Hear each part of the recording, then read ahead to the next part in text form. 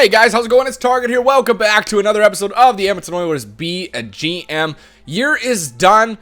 We did our year in review at the end of the last episode. Now it's time to find out who we are going to be playing in the final game, or in the playoffs here. So let's sim one more day and we'll take a look here.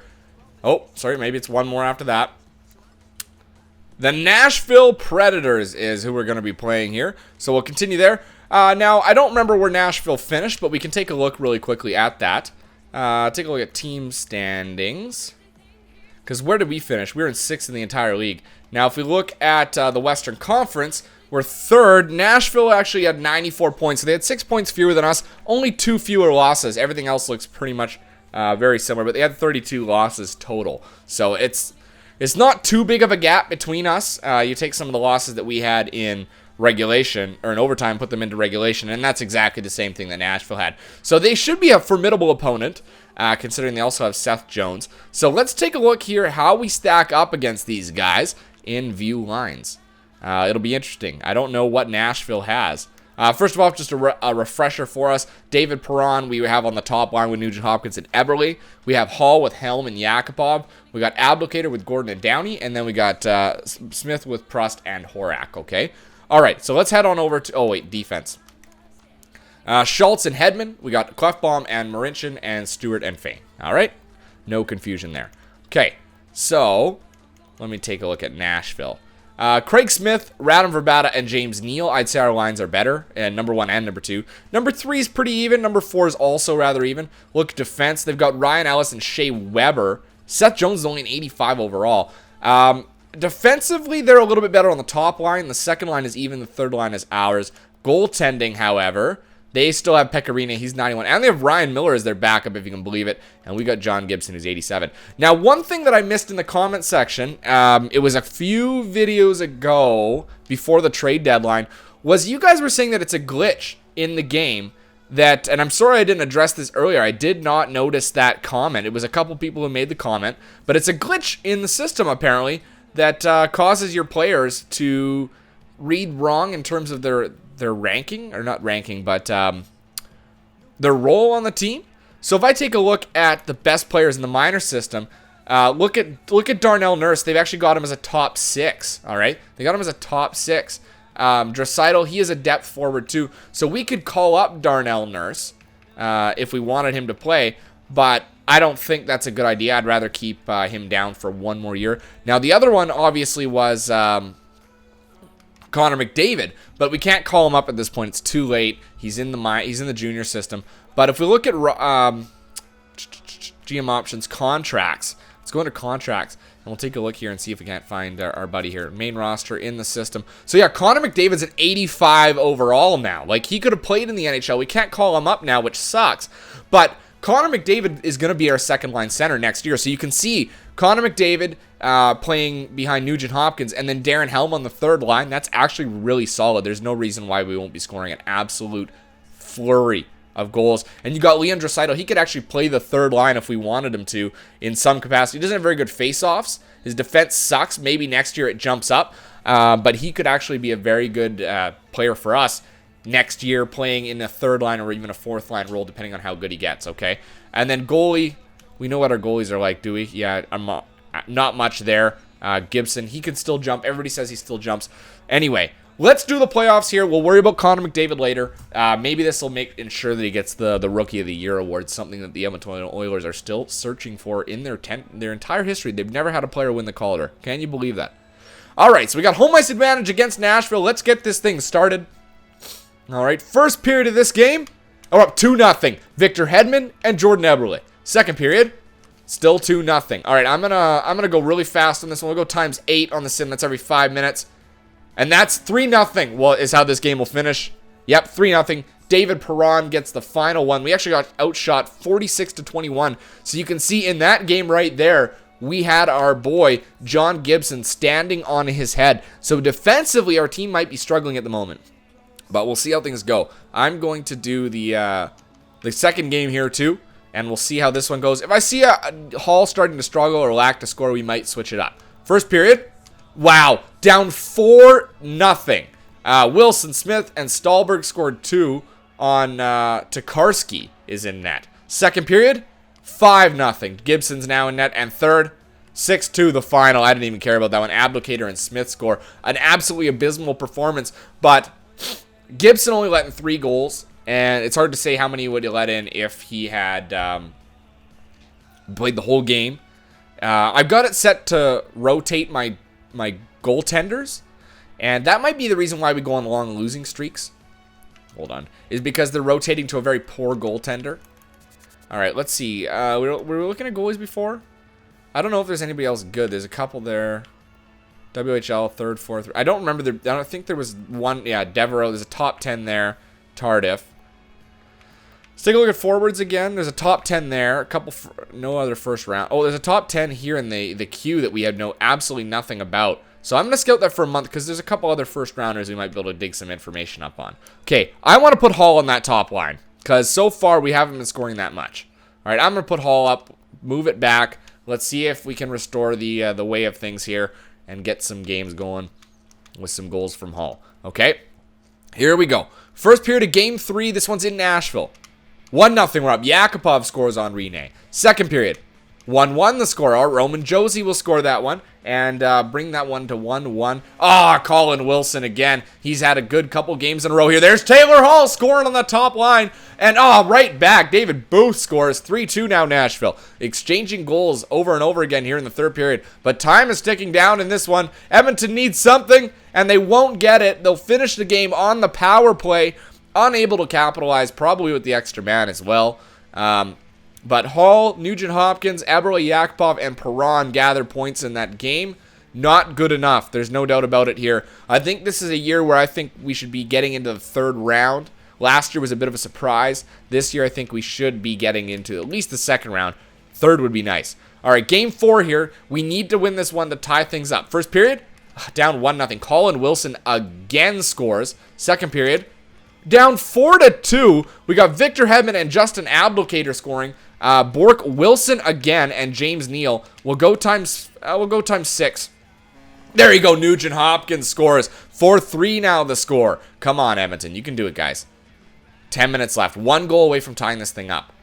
Power play. They scored. Yes, and there's Roman Horak from the fourth line. Ties things up late in the third. And Taylor Hall takes the lead. 5-4 now the score. 6-4 Darren Helm on the empty net with a second left. And Edmonton from behind, down 4-2, win this one 6-4. What a game. No goals scored by the Nashville Predators in that third period. Edmonton scored a total of 4. Taylor Hall ends up with 2 points. Just 2 points, despite the fact that he looked like he dominated. Colin Wilson, 4 points in that game. He is a force to be reckoned with here. But thanks to outstanding play by Taylor Hall and Victor Hedman, the Oilers now draw to tie the series up at 2, and we go back home for Game 5. First period of Game 5, no goals scored. Shots are close. Second period, 1-1 the score. Prust and Sissons. So we got some depth guys scoring here. All right, we're going to go to the third period. All tied at 1. Shots are dead even at the moment. Doesn't look like there's any particularly strength for either team. And there's a goal by Sissons. We got Tokarski in net again. This might need to change. And it looks like time's ticking down. Oh, Zach Smith with like a second left in the third period ties it up. We go to overtime. Power play, Edmonton. Power play. And Verbata scores. I need to turn off that cycle goalie shit. That is BS. I shouldn't have Tokarski going in the playoffs. All right. Regular season, yeah. Okay. Regular season, that's fine. But not in the playoffs. In the playoffs, you rock your goalie. Because right now, each of them have 2 wins. Or Tokarski has 2 wins, and Gibson has 1. So what's going on here? Coaching options. I don't know how to do that. Is it in settings? Customize. Settings. Rules? Probably not rules. I don't know. I can never remember where to find this one. Assistant coach edit lines. Assistant coach rotate goalies. Off. Thank you. Do not rotate my goalies for now. I will manually manage my goaltenders. All right. For the regular season, yeah. But for the playoffs, we do not want to rotate our goalies. Edit lines. Let's see if they probably got Tokarski in there right now as our starter. Yeah. Switch those around. Let's get Gibson in there. He hasn't had a chance. Okay. Now we're in a do-or-die situation. Down 3-2 in the series in Nashville here. Come on, guys. We got to tie this one up. First period, 0-0 the score. 10 shots each. A power play for Nashville to start the second. The second period, 1-1 the score. Ryan Malone scores. Pecorine. All right, we go to the third period. We'll go times 4. And right away, Radim Verbata out of the gate scores 2-1 Nashville. 14 minutes left.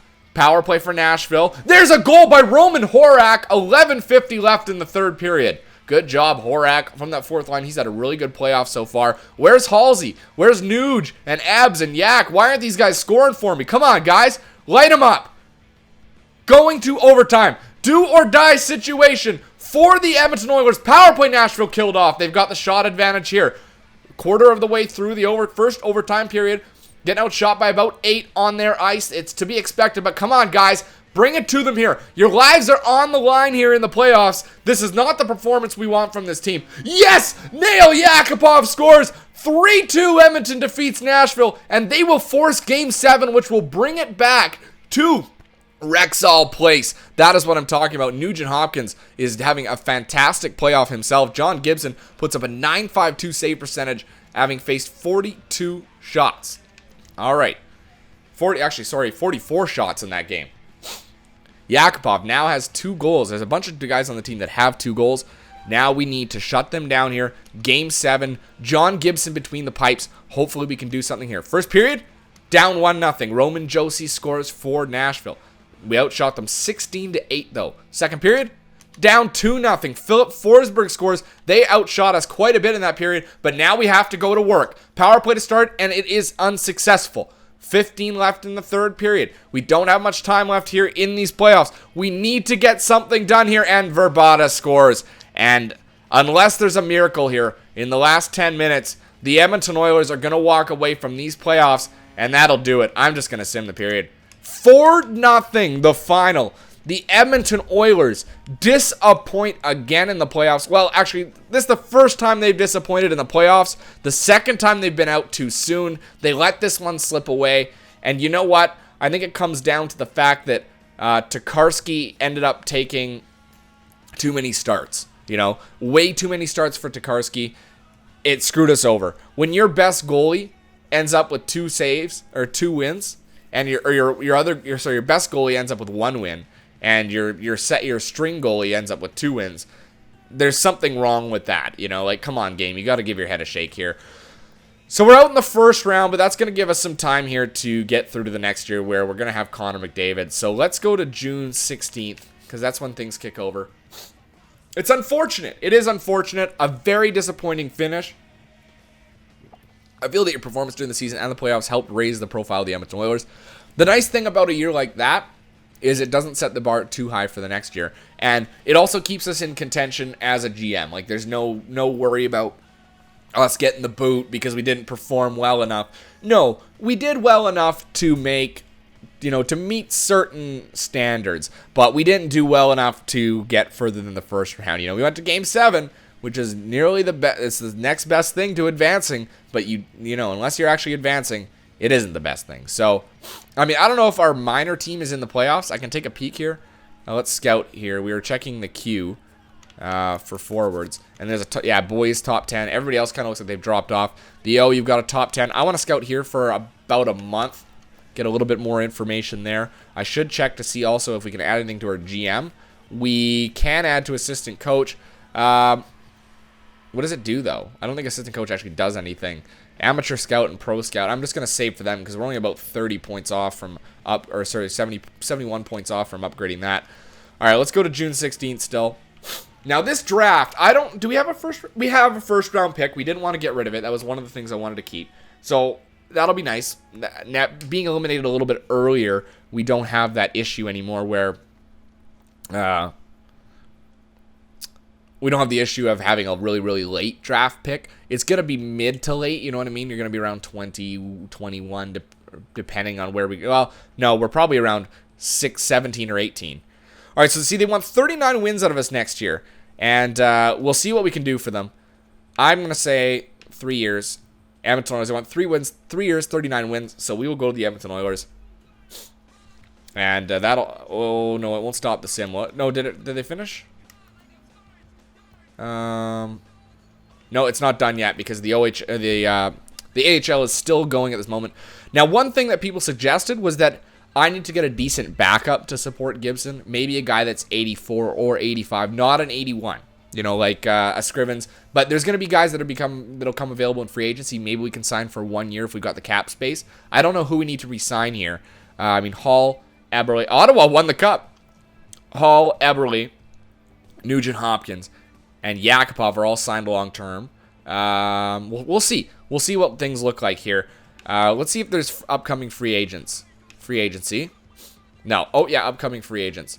So, Duncan Keith, Alex Ovechkin, these guys are not going to show up. But goaltending-wise, you've got a couple guys. Like Ryan Miller being 36 years old as a starter. He's going to drop. He may not want more than a couple years, and he may not even last more than a year. So, you pick up a guy like him or Niemi. No, obviously not all these guys are going to slip. Martin Brodeur is still playing.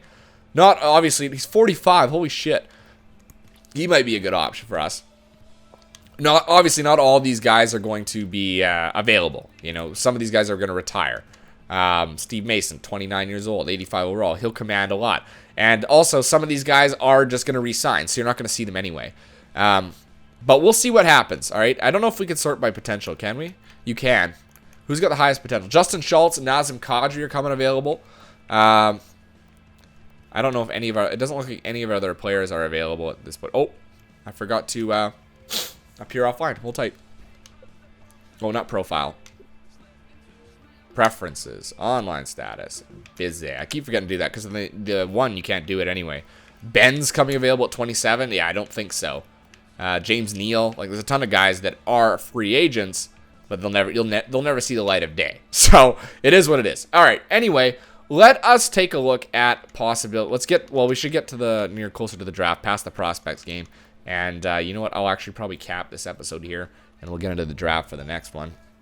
I'll take a look at my scouting to see who the good players are, who we need, who we can pick up, and what would be actually a smart acquisition for us. All right, salary cap's going up to 73.5. All right, we can work with that. All right, today's prospects game. Would you like to play this game? No. All right, now there's 5 guys they told us here. We've got right winger, Ned Dimitrakos. We've got goalie, George Devereaux. We've got defenseman Justin Lemke, defenseman Troy Murray, and defenseman Simon Bork. So what I'm going to do is I'm going to scout these guys, give us a little bit more information on it. So when we come back, you don't have to worry or wait for me to do all that. It's all done and ready to go. Okay, guys? So I'll leave it there. Until next time, I'm Target Audience, and I'll catch you guys out on the ice.